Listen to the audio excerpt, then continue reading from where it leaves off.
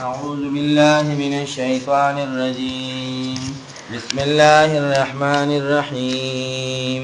ليس البر أن تولوا وجوهكم قبل المشرق والمغرب ولكن البر من آمن بالله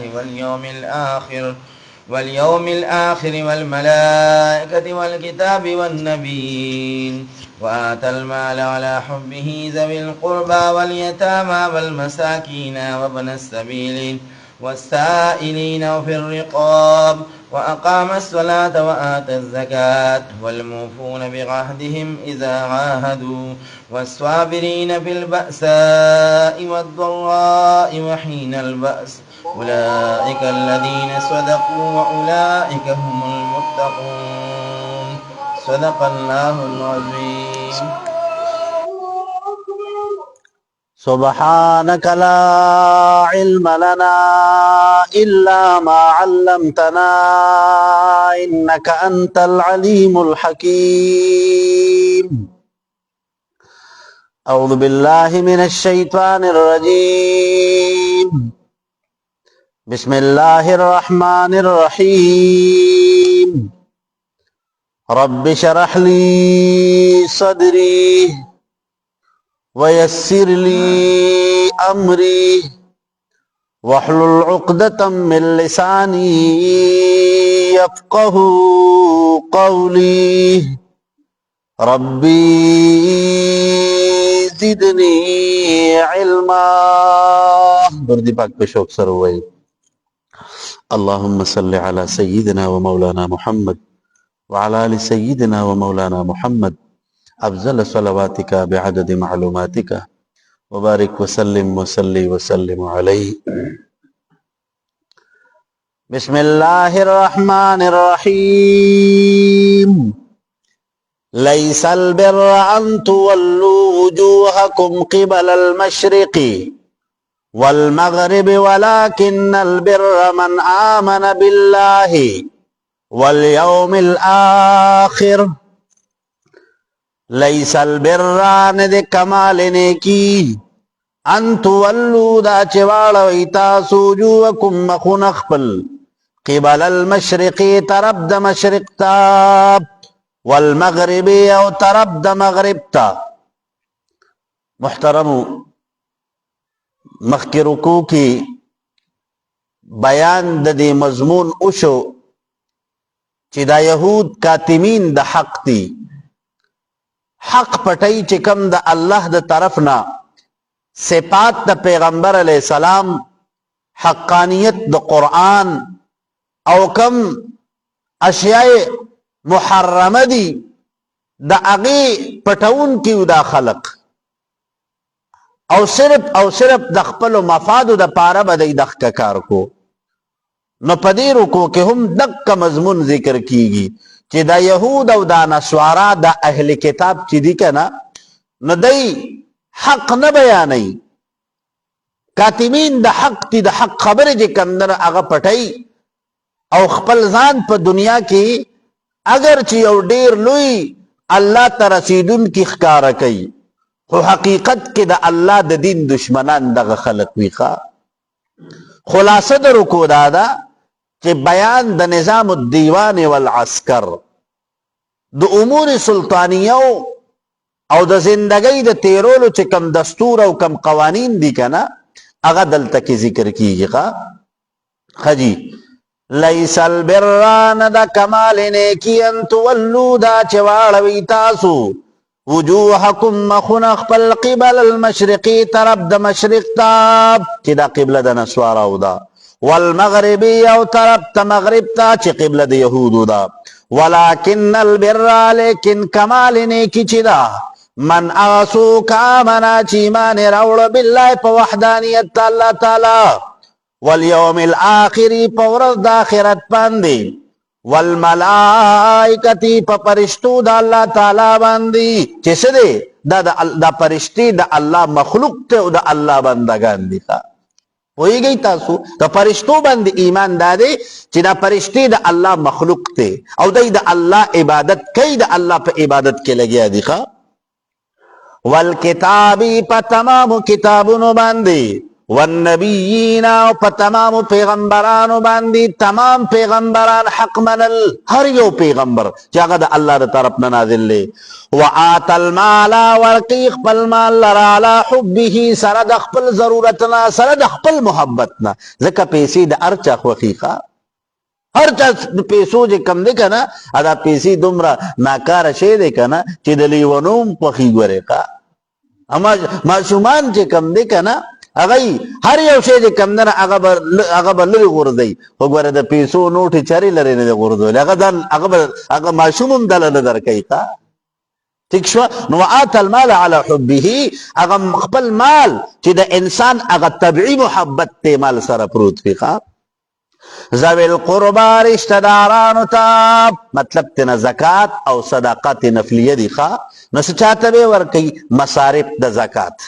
خجی ذوی القربا رشتہ دارانو ته اول حقدار دا دی.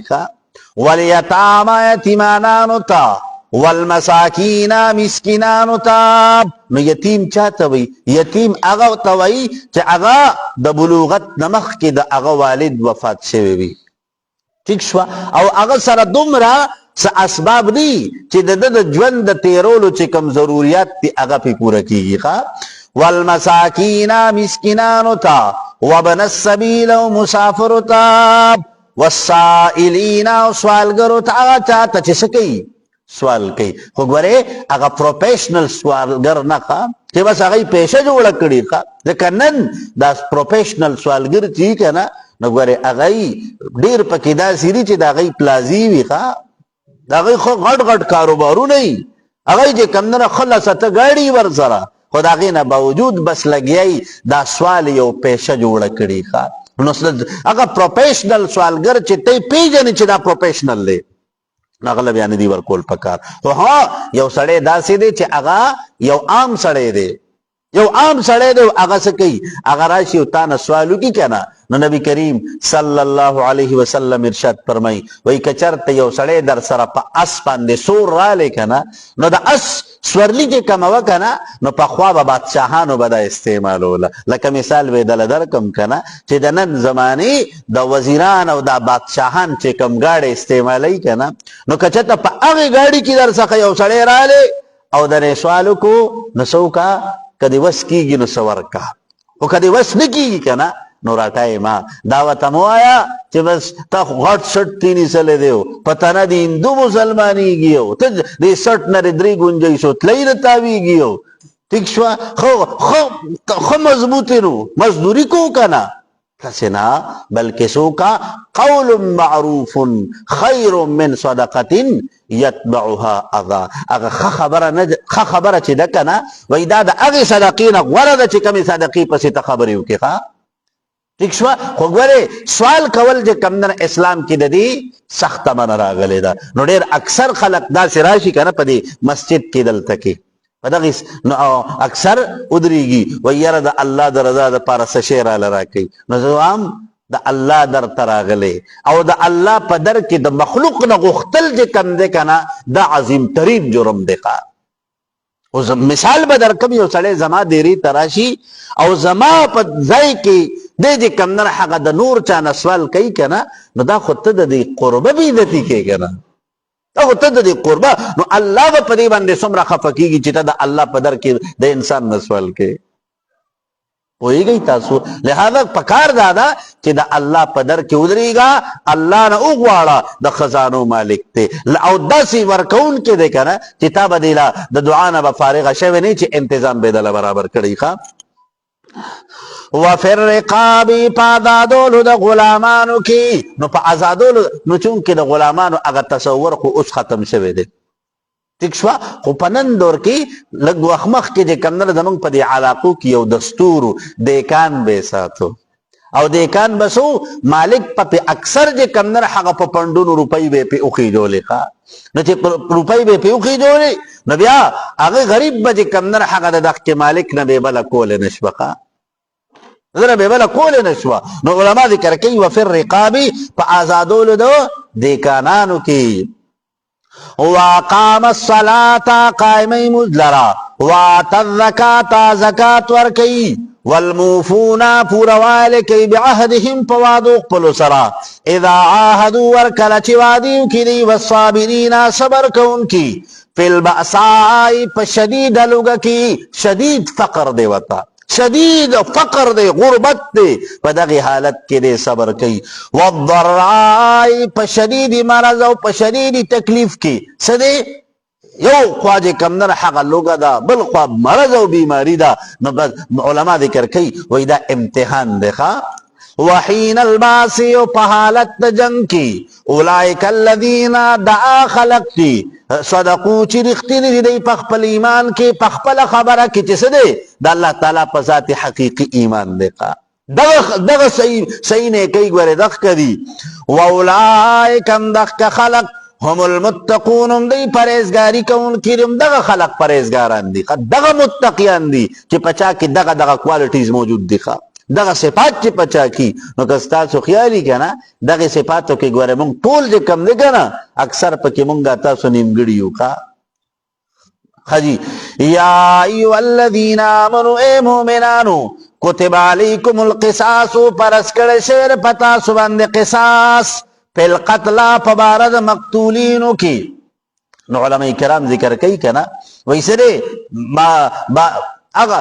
احکامات او قوانین د الله تعالی د طرف نه ذکر شو چې کمال دی کی الله ته د رسیدو د پاره څه دی الله تعالی ته د رسیدو د پاره دغه اعمال اختیار کوي وګوره څه چل به کوي یو مسله بدای چې د مسلمان د مال او د مسلمان د جان حفاظت هم ګوره دا د الله تعالی د طرف نه یو ذمہ داری ده یو اهم ضرورت ته نو د مسلمان چې څنګه د مال احترام کې د حرام نه ځان ساتي دغه چې د مسلمان د بدن به هم خیال ساتي د مسلمان د ځان به خیال ساتي نو دلته کې احکامات د قصاص بیانېږي قصاص څه ته وایي قصاص دې ته ویل کېږي کنه چې یو سړی راولګېدو یو مسلمان ته تکلیف ورسو نو د هغې مناسب دنه به چې کوم نه بدله اخیستې چې دې ته قصاص وایي ٹھیک شو مطلب یو سړی له لاس کټ کړی دی نو قصاصن به د لاس کټ کیږي یو سړی له پوزه کټ کړی ده کنه د با پوزه کټ کیږي یو سړی له وک کټ کړی ده نو د با وک کټ کیږي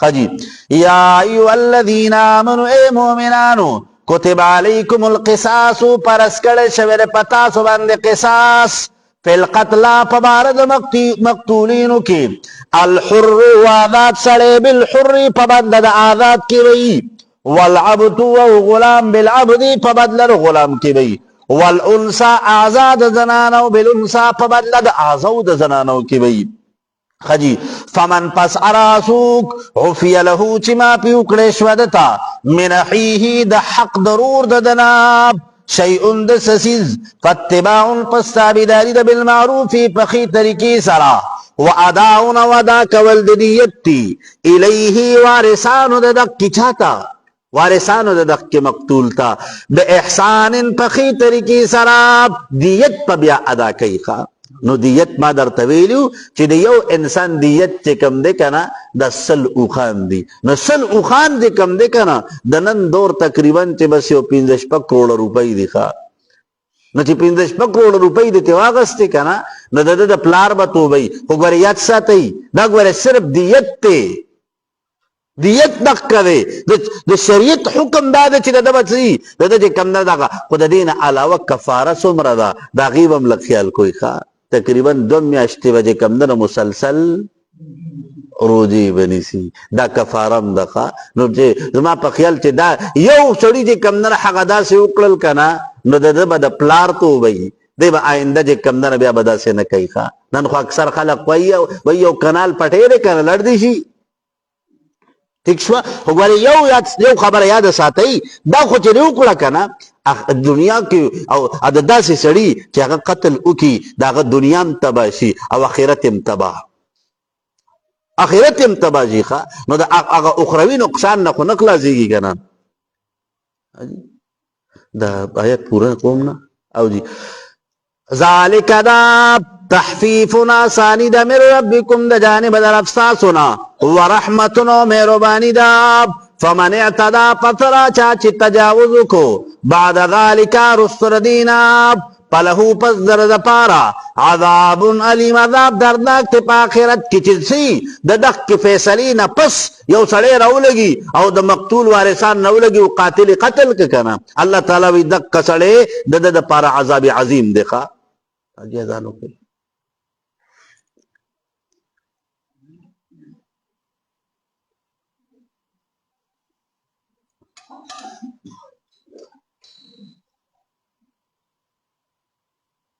اللہ اکبر اللہ اکبر اللہ اکبر اللہ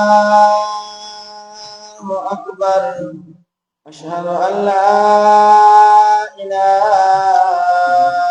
الا اللہ اشہد ان لا الہ الا اللہ أشهد أن محمد رسول الله أشهد أن محمد رسول الله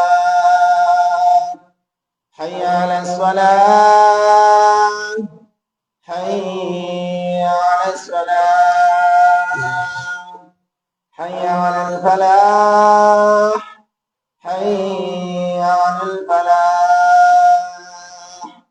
الله أكبر الله أكبر لا إله إلا الله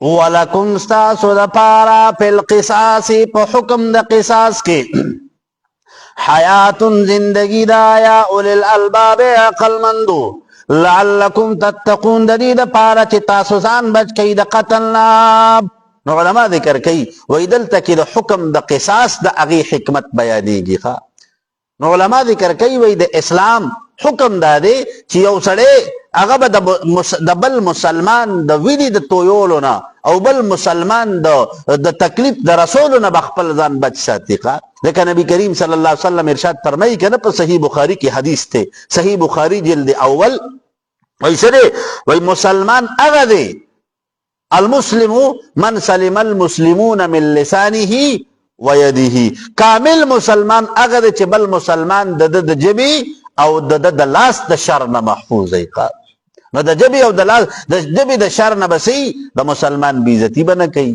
دا مسلمان تبا آغا تبا سپور استغی نوی مسلمان دل ازاری بنا کئی او دا لاس تکلیف دا دا چی آغا تبا آغا با قتلینا آغا با ٹکینا دا آغا چی کمدن دا آغا با نور دا سکار بنا کئی چی آغا تا پی تکلیف را رسیخا کتب علیکم پرس کڑے شویر پتا سباندی اذا حضرا کل چراش احدکم الموت یوتر تاسونا مرگو ان ترکا کچر تپری خودوی دے خیرا مال لراب نل وسیعتو وسیعت کول للوالدینی دا پار دا مور و پلار نو علماء ذکر کئی بعضی مفسرین رائے دادا وی دا آیت منسوخ تے ٹھیک شوا او دا منسوخ کی دو خبر دادا وی دا افتداء دا اسلام کی چکل دا وارثانو دا پارا دا میت پا ترکا کی حصہ نو مقررہ نو بیا بسو شریعت حکم کا چی تاسو بسو کئی دا خپل رشتہ دارانو دا خپل والدینو دا پارا با وسیعت او کئی